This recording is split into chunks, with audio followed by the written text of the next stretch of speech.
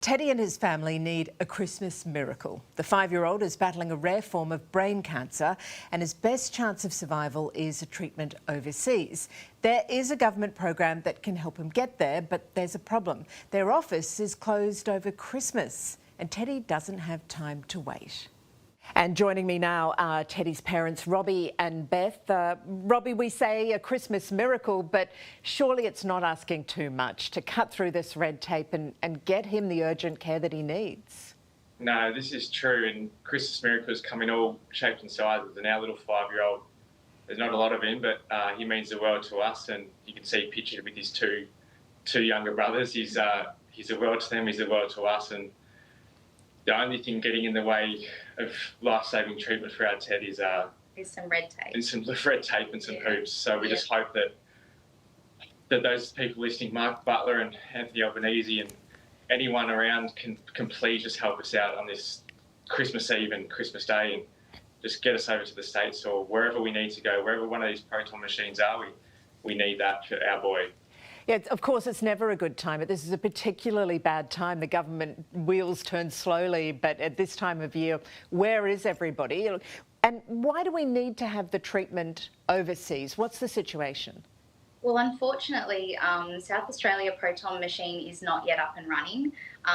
All the experts that we've spoken to far and wide, Australia and internationally, have all categorically agreed that proton therapy for TED is the way to go. So it is unfortunate that we do have to look overseas. We are so grateful that there is this MTOP program, but unfortunately it takes 6 weeks for funds and assistance to get through, and children with life-threatening illnesses like Teddy do not have 6 weeks. Some children have a slightly variation of what Ted has, and they can delay treatment for 6 to 8 weeks.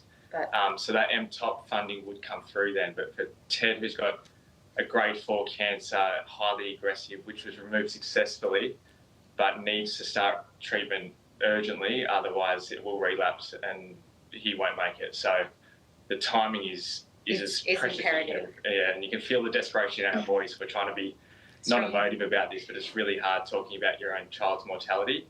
And being the oldest of 3 brothers, his brothers are watching this all unfold at Christmas time, and we just ask for whoever's listening, whoever can help, please pull those strings. Please look at this paperwork for what it is. We've done all the things, ticked all the right boxes. We just need that final step of approval. So is someone from the Minister's office communicating with you? Have you got that far? We've been jumping up and down. We've had advocates far and wide reaching out to them. All the healthcare team are on our team, all the doctors, all the nurses.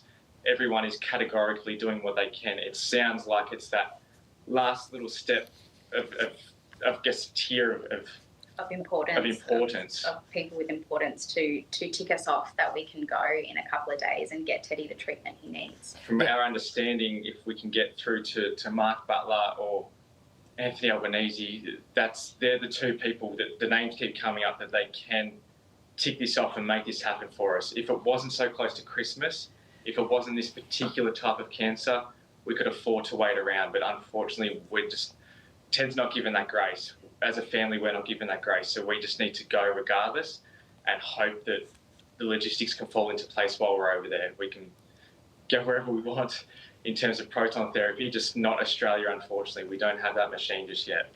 How is Teddy today? He's visited by Bobby and Hank, so he's having so much fun playing with them. He's learning how to talk again, to walk again, and just hearing him giggle with his brothers is it's one of the greatest gifts that I'll ever hear.